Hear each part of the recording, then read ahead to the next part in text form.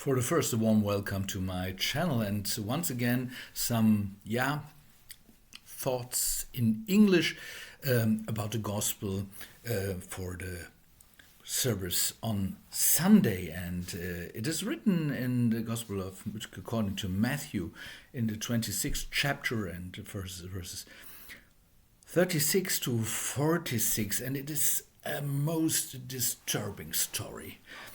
Imagine Jesus had the Last Supper with his disciples, and everything is absolutely sad. And he's talking about his way he has to go, that he has to die and he has to be tortured. And then he goes to the Garden of Gethsemane with some of his closest disciples. And he asked them to stay with him, and he asked them to stay awake. And he goes a little bit, by the side to pray to God, and he's absolute deep in thought, and he's absolute sad because he knows that he has to go, and he has to go to die. And we see his absolutely, deep thoughts, the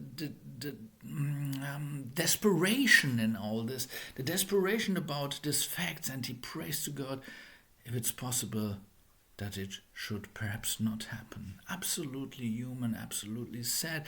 And you would imagine that he was sitting with his friends, crying about all these facts, and then he returns three times, and they're sleeping. They're absolutely not able to stay awake. Oh, of course, they will have had a good supper, and they're quite tired because of the good things they have eaten, and then they are not able to see what happened. Or perhaps they are able, but they do not want to see it, because it's so different from that they are believing in. They are believing in that the story of Jesus would be a big success in the way the world makes it. They came to Jerusalem and everything great, and now it continues. Of course, they see that not everybody likes it. Even the powerful people do not like the way Jesus prays and Jesus teaches, because he teaches to the people that God is so close to them that they do not really need these powerful religious parties like Pharisees, like the Sadducees. I don't know the right expression in English, sorry. That they do not need it. And of course, they are enemy to Jesus, and they want to trap him. And they could see that it comes to an end. But the disciples think, at least Jesus is great. Jesus is God, and he will survive all this, and he will be the winner at least.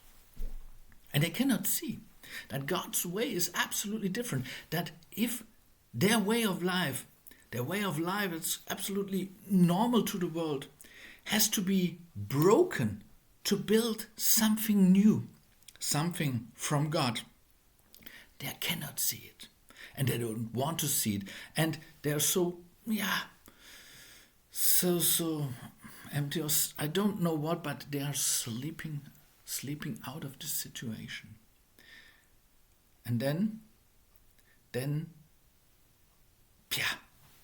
we can see it, and we can think, what does it mean to us in our situation? We are in a situation, at least we want to conserve, like the disciples. We don't want our situation to last forever. But of course we know it is not possible.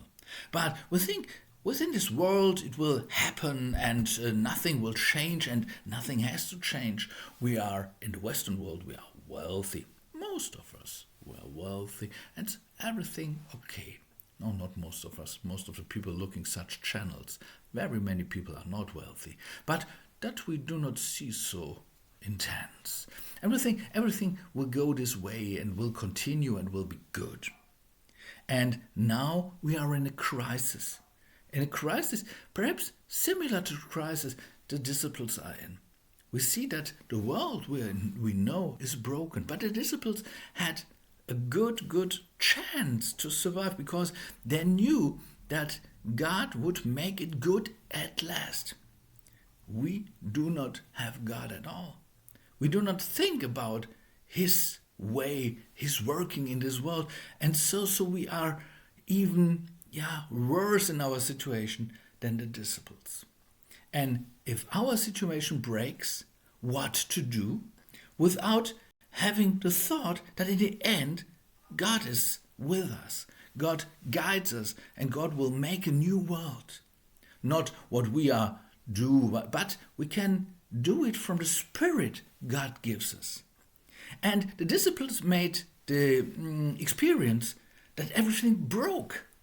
And in this moment, everything broke. They've lost their hope. They've lost their hope. So when Jesus came back from death, they could not even recognize that it's Jesus, because they could not believe anymore. And Jesus himself, he gave them new hope, the new way to build a new future. But they had before already known that it would end this way, but not with this break in the middle.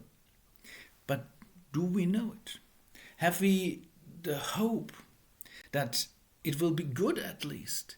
At least when we learn from the disciples that it's so important to have this love, this hope, this future, the thought of future in God, then we will be able to survive the breaking of our known world together. And most important, that we have to do it in love. Of course, it happens that everything may break. So the disciples knew and felt it at least. But one fact is most important for our life, that God is with us. That God does not leave us in this moment, even if we think we are lost, even if we are in the same situation as the disciples, that they think they are lost. But at least God himself gave them new hope, a new way in Jesus Christ. And if we believe in this, it's not so important what we are living in what situation, but most important is that we are on the way with our God, on the way with Jesus, like these two disciples going to Emmaus. And if we remember that, we will survive, and we will make a new world, absolutely different perhaps from them what is happening now.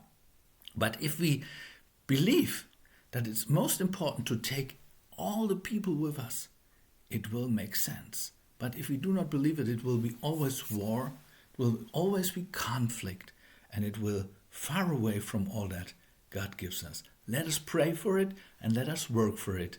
Have a nice day today, everywhere in the world, wherever you may be.